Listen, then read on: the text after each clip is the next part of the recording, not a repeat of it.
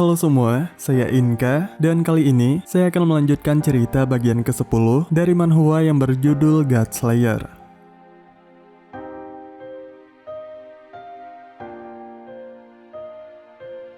Setelah memutuskan untuk melakukan penelusuran, Beiming dan teman-temannya lalu menemukan sebuah tangga yang mengarahkan mereka menuju sebuah ruangan rahasia bawah tanah. Namun Tengu menjelaskan jika tempat yang sedang mereka masuki tersebut merupakan penghubung antara dunia manusia dengan dimensi lain. Mendengar penjelasan Tengu itu, Beiming malah menjadi tertarik untuk mempelajari teknik membuat ruangan rahasia yang bisa terhubung dengan dunia manusia seperti itu. Dan di saat situasi berbahaya tersebut, Beiming malah terjebak dalam momen yang sangat tidak mengenakan, yang mana Yoer dan temannya saling berlomba untuk mendapatkan perhatian lebih dari Beiming. Namun tidak lama kemudian, sebuah bau yang tidak asing mulai tercium oleh Beiming. Bau tersebut tidak lain adalah energi negatif yang sama persis dengan milik Bu Guru Tian. Meski energi tersebut tidak berdampak sama sekali terhadap Beiming, namun lain halnya Yoer dan temannya. Sebagai seorang manusia biasa yang tidak memiliki kekuatan supranatural, mereka berdua tentu saja merasakan dampak negatif dari energi tersebut yang membuat pernapasan mereka mulai sesak disertai batuk-batuk. Oleh karena itu, Beiming memutuskan untuk tidak mengajak mereka berdua masuk lebih jauh ke dalam ruangan aneh tersebut. Yoer dan temannya itu kemudian Beiming titipkan kepada ular penjaga yang sengaja ia panggil untuk menjaga mereka berdua. Sedangkan Beiming akan melanjutkan penelusuran tersebut bersama Tengu.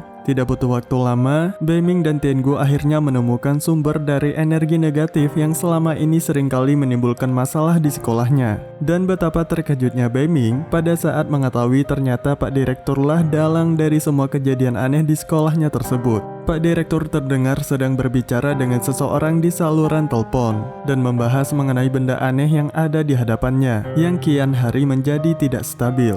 Benda berbentuk bulat itu memiliki energi negatif yang sangat kuat. Bahkan Tengu memperingati Beiming untuk lebih berhati-hati, sebab mereka masih belum mendapatkan informasi apapun mengenai benda itu. Karena hal tersebut, Beiming pun terpaksa mengurungkan niatnya untuk menyerang Pak Direktur. Lagi pula Tengu sudah menandai tempat tersebut, jadi suatu saat mereka bisa kembali dengan persiapan yang lebih matang. Tapi sebenarnya, masih ada sesuatu yang berkecamuk di pikiran Tengu. Benda bulat itu nampak seperti wadah yang digunakan untuk menyimpan sesuatu yang tidak asing bagi Tengu. Setelah itu, Beiming dan Tengu pun segera kembali untuk membawa Yoer dan temannya keluar dari tempat tersebut. Dan sebenarnya, Pak Direktur menyadari kehadiran Beiming di tempat itu. Tapi berhubung keadaan hatinya sedang bagus, ia pun membiarkan Beiming lepas begitu saja. Singkat cerita, keesokan harinya Yoer memutuskan tidak masuk sekolah untuk sementara waktu karena kejadian kemarin benar-benar membuat dirinya sangat shock.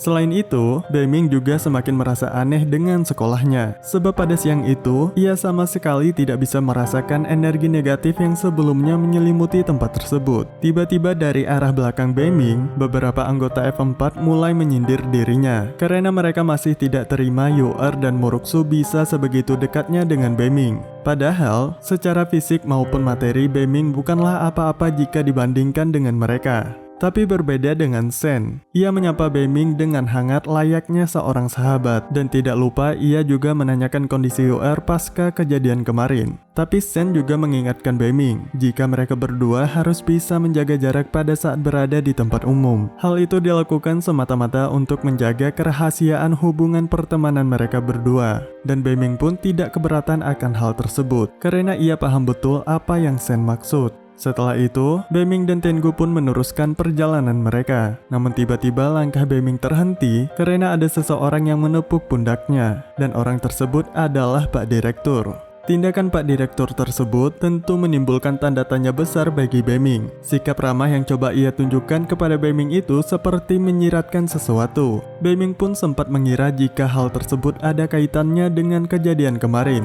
Berbeda dari Tengu yang ingin langsung menghajar Pak Direktur, Beiming malah mencoba untuk bersikap tenang, seolah tidak terjadi apa-apa. Sebab ia harus benar-benar memikirkan langkah yang tepat sebelum bertindak. Sementara itu, Pak Direktur dengan sikap ramahnya mencoba mencoba mengajak Beiming untuk mengobrol. Namun Beiming sendiri malah berusaha menghindari percakapan panjang dengan Pak Direktur, sebab ia tidak ingin hal tersebut malah akan memancing pertarungan di antara mereka berdua. Karena jika hal tersebut sampai terjadi, maka jumlah korban yang akan berjatuhan akibat pertarungan mereka berdua tidak akan terhitung lagi jumlahnya, mengingat tempat mereka berada pada saat itu masih dalam area sekolah. Namun sebelum Beiming pergi, Pak Direktur meminta Beiming untuk menghadapnya pada saat jam istirahat karena ada sesuatu yang ingin ia tanyakan kepada Beiming. Mau tidak mau, Beiming pun menerima permintaan langsung dari Pak Direktur tersebut. Dan singkat cerita, pada saat jam istirahat, Beiming dan Tengu pun segera bergegas untuk menemui Pak Direktur di ruangannya. Meski sepanjang perjalanan menuju ruangan Pak Direktur, Beiming tidak bisa berhenti memikirkan kemungkinan-kemungkinan buruk yang bisa terjadi jika dirinya terpaksa harus melawan Pak Direktur pada saat itu juga.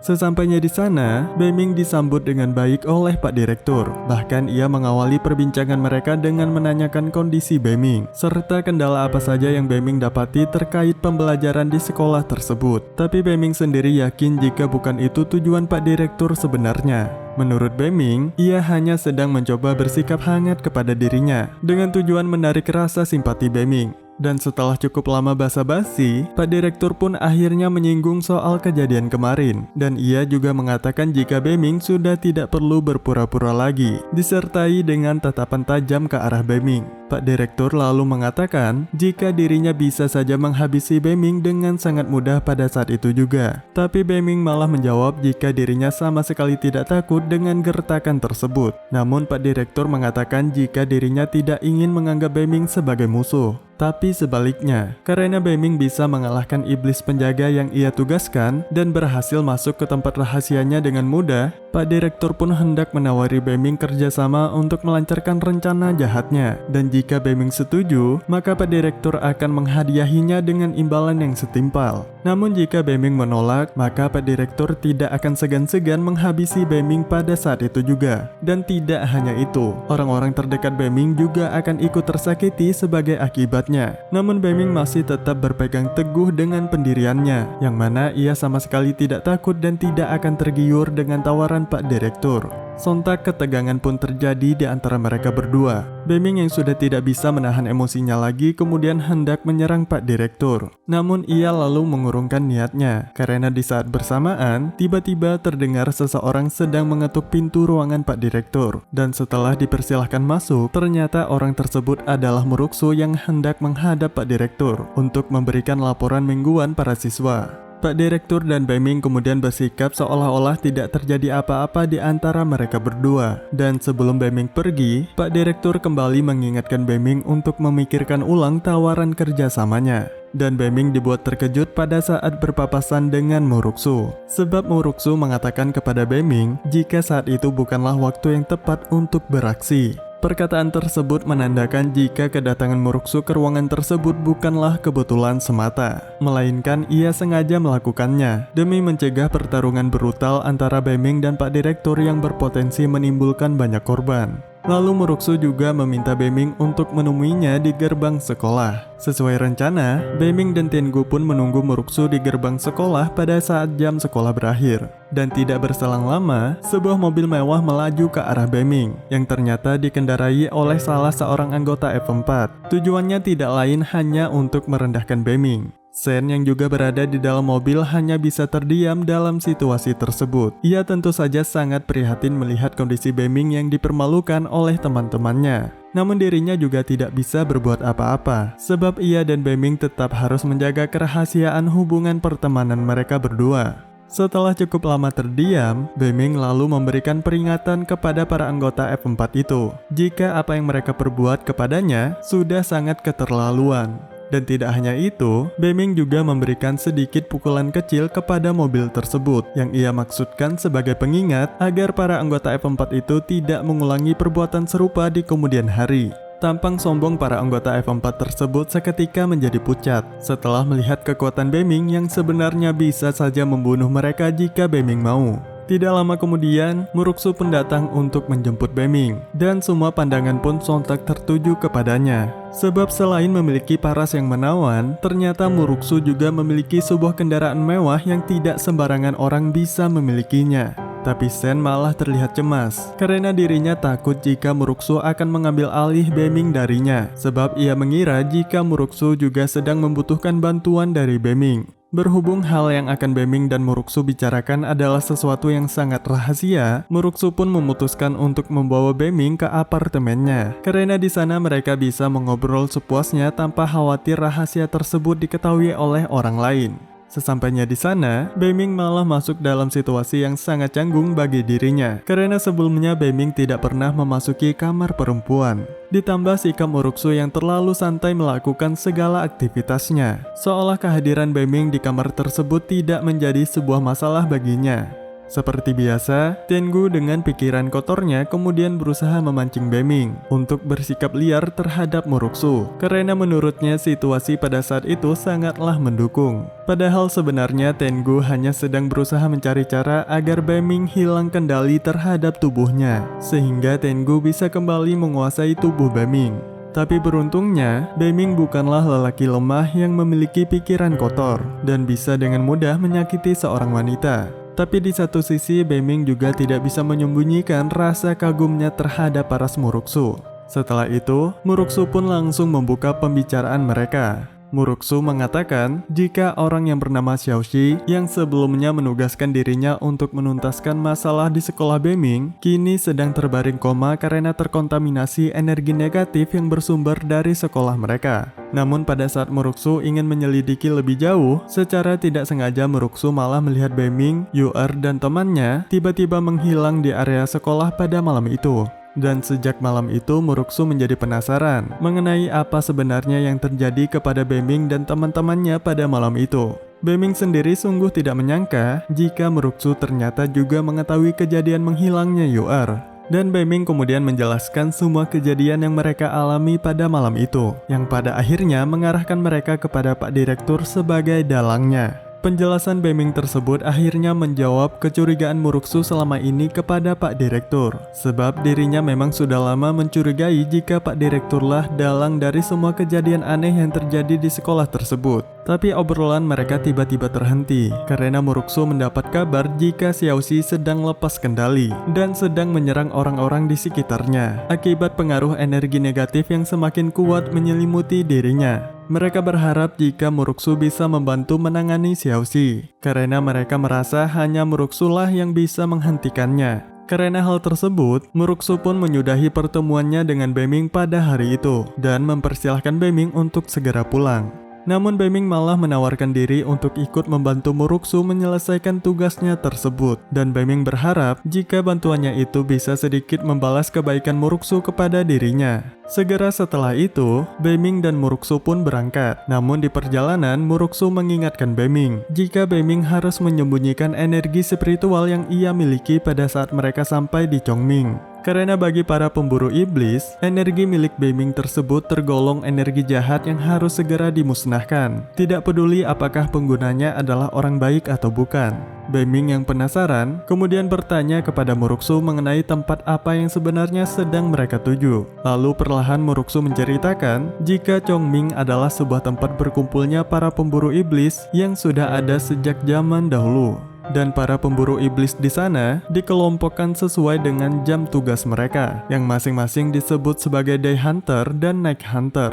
Selain itu, Night Hunter dan Day Hunter harus mematuhi aturan batas waktu, yang mana Day Hunter hanya bisa berburu iblis dan menggunakan kekuatan sihir mereka hanya pada saat siang hari, dan begitu pula sebaliknya. Dan Muruksu juga mengatakan jika sebenarnya ia tidak boleh memberitahukan rahasia tersebut kepada orang asing, terlebih kepada Beming yang jelas-jelas memiliki kekuatan yang berasal dari iblis. Tapi berhubung Beming memiliki hati yang baik, Muruksu pun merasa jika tidak ada hal yang perlu ia rahasiakan dari Beming. Dan tampaknya organisasi Chongming tidak bisa dianggap remeh, sebab Tengu sendiri baru mendengar jika ada perkumpulan seperti itu. Padahal ia adalah iblis yang sudah hidup sangat lama dan mengenal betul dunia manusia. Muruksu lalu kembali melanjutkan perkataannya, yang mana ia mengatakan jika pada saat tertentu, para Day Hunter dan juga Night Hunter diperbolehkan melanggar aturan waktu. hanya jika situasi sedang terdesak. Dan hal itu memang pernah terjadi pada ribuan tahun yang lalu, di mana para Night Hunter dan Day Hunter saling membantu satu sama lain untuk melumpuhkan sosok iblis yang sangat kuat, yang tidak lain adalah Tengu. Kisah tersebut secara tidak langsung kembali mengingatkan Tengu akan kenangan kelam dirinya.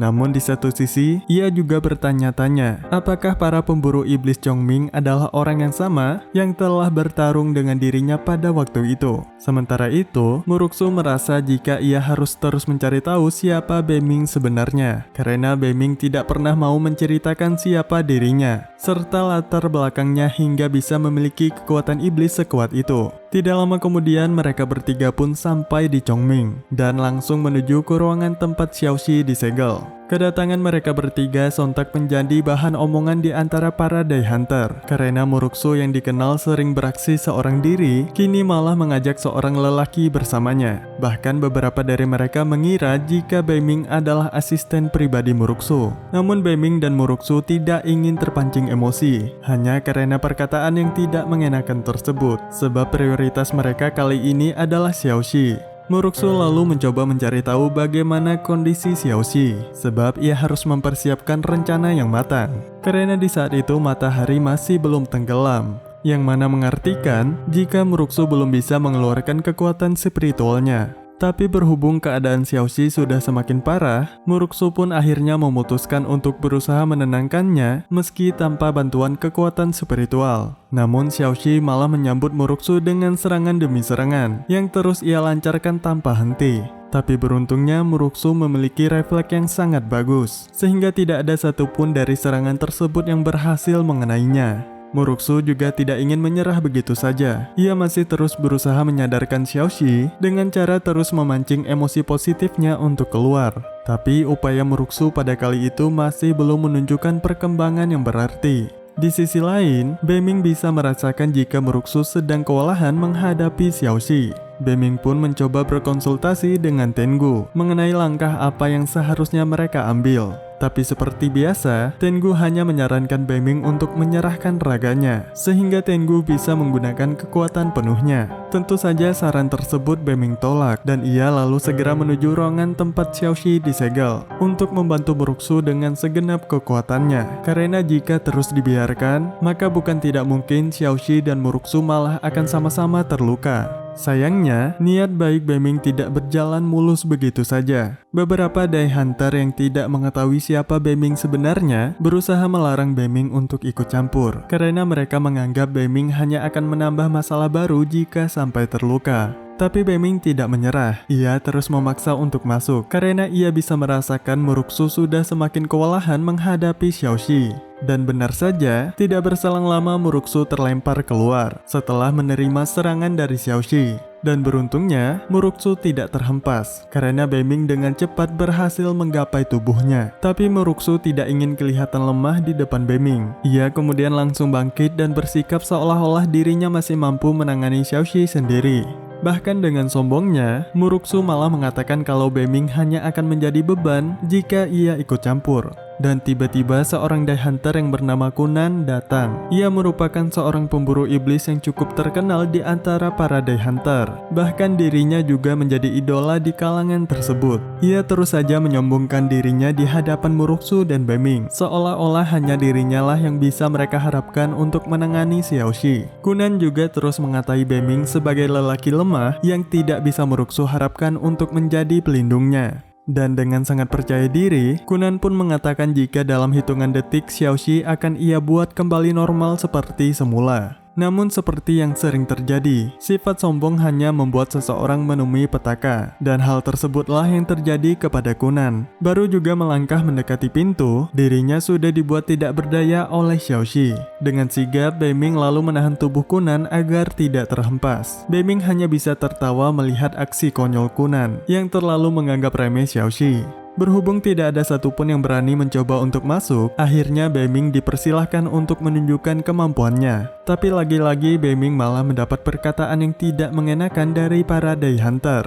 Sebab mereka menganggap Beiming sangat ingin menyelamatkan Xiaoxi, karena Beiming ingin mendapatkan hadiah yang dijanjikan oleh ayahnya Xiaoxi. Namun Beiming segera menepis dugaan tersebut. Beiming lalu menjelaskan alasannya melakukan hal tersebut semata-mata karena dirinya tidak tega jika gadis secantik Muruksu sampai terluka.